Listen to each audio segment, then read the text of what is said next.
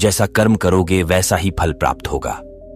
यह कहावत हम सब ने बहुत बार अपने जीवन में सुनी होगी, लेकिन क्या सच में आप दिल से मानते हैं कि अच्छे कर्मों का फल अच्छा ही होता है? अंदर से कोई स्पष्ट उत्तर नहीं आ रहा होगा, क्योंकि हम अपने आसपास ऐसे बहुत से लोगों को देखते हैं जो जीवन भर अच्छे कर्म करते रहते हैं, लेकिन इसके बावजूद उन्हें अच्छे फल प्राप्त नहीं हो पाते। एक नौजवान कड़ी ही मेहनत करता है किसी परीक्षा में पास होने के लिए, लेकिन उस परीक्षा के परिणाम में उसे निराशा ही हाथ लगती है। तो इससे तो यही सिद्ध होता है कि जिन महापुरुषों ने ऐसा कहा है कि अच्छे कर्मों का फल अच्छा ही होता है, या तो वह महापुरुष गलत थे या फिर हम कर्मों का लेखा जोखा समझ ही नहीं पाते। पर चिंता मत करिए, क्योंकि आज की कहानी सुनने के बाद कर्मों के बारे में आपकी सोच, आपकी दृष्टि एकदम स्पष्ट हो जाएगी।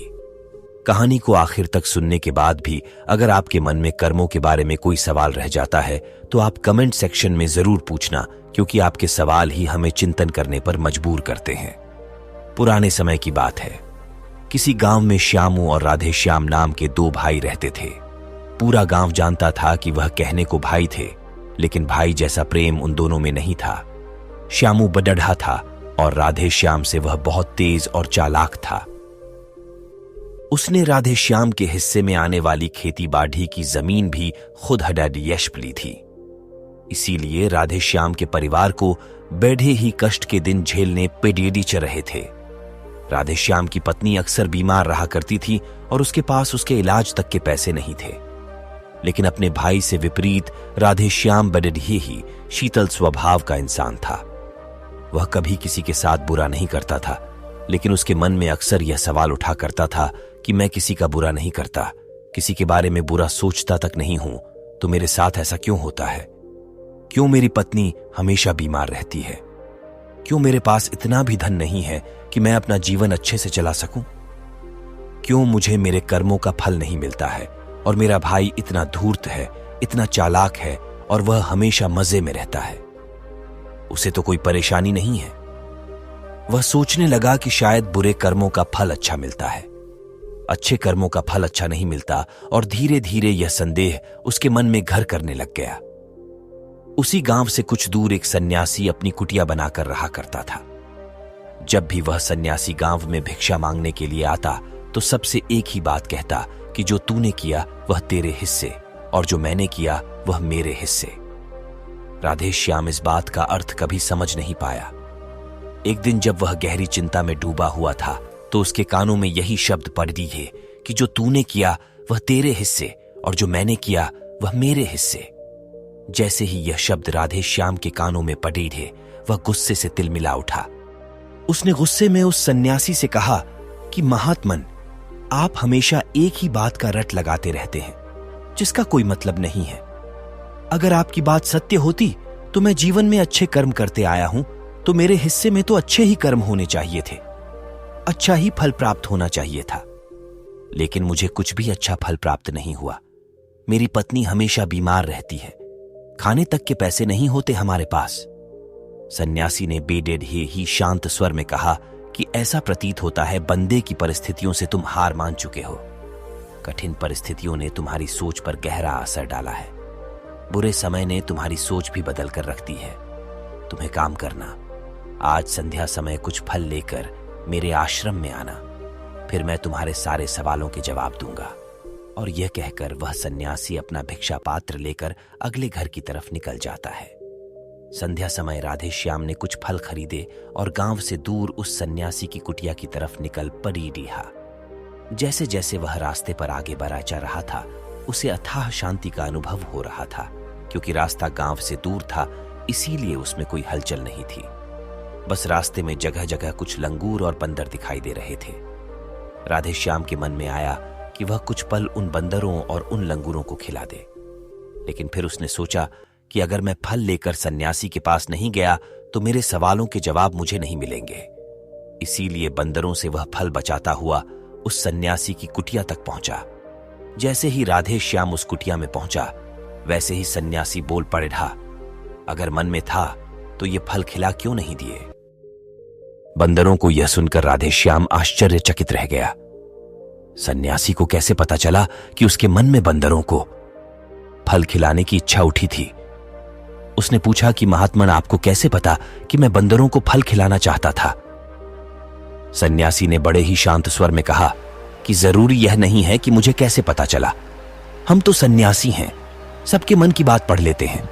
जरूरी यह बात समझना है कि जिस तरह एक बछड़ा हजारों गायों के बीच अपनी मां को ढूंढ लेता है, उसी प्रकार कर्म अपने कर्ता को ढूंढ ही लेता है। यह कर्म मेरे हाथों ही होना लिखा था। और यह कहकर सन्यासी ने उसके हाथ से फल लिए और बंदरों को खिलाना शुरू कर दिए। राधेश्याम इस बात का मतलब समझ नहीं पाया, इसीलिए उसने उस सन्यासी से सवाल किया कि महात्मन, मैं आपकी बात का आशय समझ नहीं पाया, कृपया करके मुंह अज्ञानी को इसका मतलब समझाने की अनुकंपा करें। सन्यासी ने बड़े शांत स्वर में कहना शुरू किया कि भंते, मनुष्य को हमेशा यही लगता है कि वही करने वाला है, वही करता है और वही कर्म करेगा। लेकिन समझने की बात यह होती है कि कर्म आपका खुद चुनाव करता है, आप कर्म का चुनाव नहीं करते। अगर आप किसी कर्म को करने के योग्य हैं तो हजारों लोगों के बीच में से कर्म आपको अपने आप ढूंढ कर निकाल लेगा। इसीलिए योग्य बनने पर ध्यान दो, कर्म करने पर ध्यान मत दो। अगर तुम सिर्फ कर्म करने पर ध्यान दोगे तो कभी योग्य नहीं बन पाओगे। योग्य बनने के लिए जिन कर्मों की आवश्यकता होती है, पहले उन छोटे छोटे कर्मों को करना शुरू करो, और जब तुम योग्य बन जाओगे तो बड्ढा कर्म या कहें कि मुख्य कर्म या फिर जिस कर्म के लिए तुम बने हुए हो, वह कर्म तुम्हारे पास खुद चल कर आएगा। उदाहरण के लिए तुम इन बंदरों को देखो। इन बंदरों ने छोटे छोटे कर्म करके पेड़ों पर चढ़ना सीखा, गुलाटियां लगाना सीखा, और इसी प्रकार छोटे छोटे कर्म करते हुए ये मुंह तक पहुंच गए, और मुंह तक पहुंचने के बाद इनके पास इनका खाना खुद ही पहुंच गया। इसीलिए अपनी रोजमर्रा की जिंदगी में छोटे छोटे कर्म करते हुए अपने आप को योग्य बनाते जाओ, और जब तुम योग्य बन जाओगे तो अपने आप बड़ढ़ा लक्ष्य तुम्हें प्राप्त हो जाएगा। सन्यासी ने अगला कथन कहना शुरू किया, जो कि बहुत ही जरूरी था ध्यान लगाकर सुनना। अगर तुम योग्य बनने के लिए कर्म नहीं करोगे तो दूसरे लोगों के कर्म भी तुम्हें प्रभावित करने लगेंगे। उदाहरण के लिए तुम्हारी पत्नी कई दिनों से बीमार है। तुम अक्सर यही सोचते हो कि मुझे किन कर्मों की सजा मिल रही है, लेकिन समझने की बात यह होती है कि तुम्हारी पत्नी बीमार अपने कर्मों की वजह से है, तुम्हारे कर्मों की वजह से नहीं है। तुम्हारे कर्म तो अच्छे हैं, लेकिन क्या पता तुम्हारी पत्नी के कर्म अतीत में अच्छे ना रहे हों, जिसकी वजह से वह बीमार हो गई हो, और तुम्हारी पत्नी के कर्मों की वजह से तुम्हें भी दुख झेलना पड़ी डिडिया रहा है। और इसी प्रकार बहुत से मनुष्य अपने बच्चों की वजह से, अपने परिवार की वजह से, इन सब की वजह से खुद दुख झेल रहे होते हैं। लेकिन जरा सोचो, अगर तुम योग्य होते तो तुम अपनी पत्नी का खुद इलाज करवा पाते, उसकी बीमारी दूर करवा पाते, और क्या पता अगर तुम योग्य होते तो तुम्हारा किसी दूसरी स्त्री के साथ विवाह हुआ होता जो स्वस्थ होती। लेकिन तुम योग्य नहीं थे, इसीलिए तुम अपनी पत्नी की वजह से खुद दुख झेल रहे हो। अगर तुम योग्य बन जाओगे तो दूसरे लोगों के कर्म तुम्हें प्रभावित नहीं कर पाएंगे। सन्यासी ने राधेश्याम को चेतावनी देते हुए कहा कि याद रखना राधेश्याम, आपको वह नहीं मिलता जो आप चाहते हो, बल्कि वह मिलता है जिसके आप योग्य हो। इसलिए अपनी योग्यता को बढ़ाने पर काम करो, उसके लिए कर्म करो। कर्म का फल पाने के लिए कभी कर्म मत करो। राधेश्याम ने सन्यासी से हाथ जोड़कर एक सवाल पूछा कि महात्मन, मुझे यह बताने की अनुकंपा करें कि मैं अपनी योग्यता किस प्रकार बढ़ा सकता हूं, ताकि मेरा मुख्य कर्म मुझको खुद ढूंढ सके। सन्यासी ने बड़े ही शांत स्वर में कहना शुरू किया कि भंते, इसके लिए बड़े ही सरल सरल उपाय होते हैं। सबसे पहला उपाय है कर्म करके भूलते जाओ। तुम जो भी कर्म कर रहे हो, अपने योग्य बनने के लिए उस कर्म को करने के बाद भूल जाओ। ये मत सोचो कि उससे तुम्हें क्या प्राप्त हुआ। इसीलिए कहा जाता है कि कर्म करो, फल की चिंता मत करो। अगर तुम फल की चिंता करोगे तो वास्तविकता में तुम कर्म कर ही नहीं रहे होगे। अक्सर मनुष्य की पीड़ा का यह एक बहुत बड़ा कारण होता है। वह सोचता है कि मैं कर्म तो अच्छे कर रहा हूं, लेकिन मुझे फल प्राप्त नहीं हो रहे, और यही पीड़ा उसके मन को ठेस पहुंचाती रहती है, उसको अपने लक्ष्य से भटकाती रहती है। किसी कर्म को करने के बाद अपना आकलन जरूर करें, लेकिन फल की चिंता न करें। राधेश्याम ने सन्यासी से सवाल किया कि महात्मन, हम अपना आकलन कैसे कर सकते हैं? सन्यासी ने उत्तर दिया कि भंते, जब भी तुम कोई काम पूरा करते हो तो काम पूरा करने के बाद खुद से सवाल पूछो कि क्या इस काम को करते समय तुम्हारा ध्यान इसी काम पर टिका हुआ था? तुम्हारा ध्यान कहीं और भटक रहा था। इस तरह तुम खुद का आंकलन कर पाओगे कि तुम कितने ध्यान के साथ उस काम को कर रहे थे, और जितने ध्यान से तुम किसी कर्म को करोगे उतनी ही तुम्हारी योग्यता बढ़ती जाएगी। और अगर तुम यूं ही बस पूरा करने के लिए किसी कर्म को करते रहोगे तो उस कर्म से तुम कभी भी योग्य नहीं बन पाओगे। वह कर्म तो पूरा हो जाएगा लेकिन उसका फल तुम्हें प्राप्त नहीं होगा। इसीलिए अपना आकलन इस प्रकार करो कि तुम्हारा ध्यान वहां पर टिका हुआ था या नहीं था।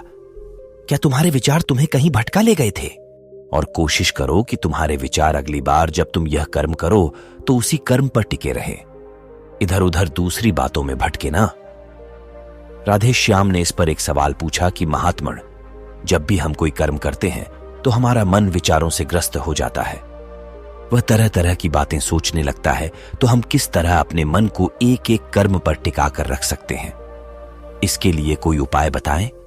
सन्यासी ने इसका उत्तर देते हुए कहना शुरू किया कि भंते, जब भी तुम किसी कर्म को करते समय अपना पूरा भाव उसमें डाल देते हो तो तुम्हारे विचार उसी कर्म पर केंद्रित रह सकते हैं। पूरी निष्ठा, प्रेम और सद्भाव के साथ किया गया कर्म तुम्हारे विचारों को इधर उधर नहीं भटकना देता। विचार तभी तुम्हें दूसरी दिशाओं में बहा कर ले जाते हैं जब तुम उस कर्म को पूरे निष्ठा के साथ नहीं करते, उसमें पूरा प्रेम नहीं डालते, उसमें पूरा भाव नहीं दिखाते। जब ये तीनों चीजें तुम उस कर्म में डाल देते हो तो स्वाभाविक रूप से तुम पूरी तरह उस कर्म में सम्मिलित हो जाते हो और तुम्हारा मन और मस्तिष्क एक ही जगह पर टिका रहता है। सन्यासी ने अपनी बात खत्म करते हुए कहा कि अगर कोई इंसान, कोई मनुष्य इन उपायों का सही तरीके से इस्तेमाल करता है, उनका पालन करता है, तो वह किसी भी कर्म के लिए अपने आप को योग्य बना सकता है। और एक बार अगर वह योग्य बन जाता है तो उसी बछड़े की भांति उसका कर्म उसे अपने आप ढूंढ लेता है। राधे श्याम को कुछ फलों के बदले जीवन भर का ज्ञान मिल चुका था। उसे स्पष्टता मिल चुकी थी। उसके सारे मन के सवाल खत्म हो चुके थे। उसने सन्यासी को प्रणाम किया और वहां से अपने घर के लिए निकल पड़ा। रात हो चुकी थी और रास्ते पर अंधेरा छाया हुआ था। वह इन बातों के बारे में विचार करता हुआ अपने घर की तरफ निकल पड़ता है। तो दोस्तों, कैसी लगी यह कहानी? आपको कमेंट सेक्शन में जरूर बताना, और अच्छी लगी हो तो इस चैनल को सब्सक्राइब करके नोटिफिकेशन बेल को जरूर प्रेस कर देना। तो मिलते हैं अगली कहानी में, तब तक के लिए अपना ख्याल रखें।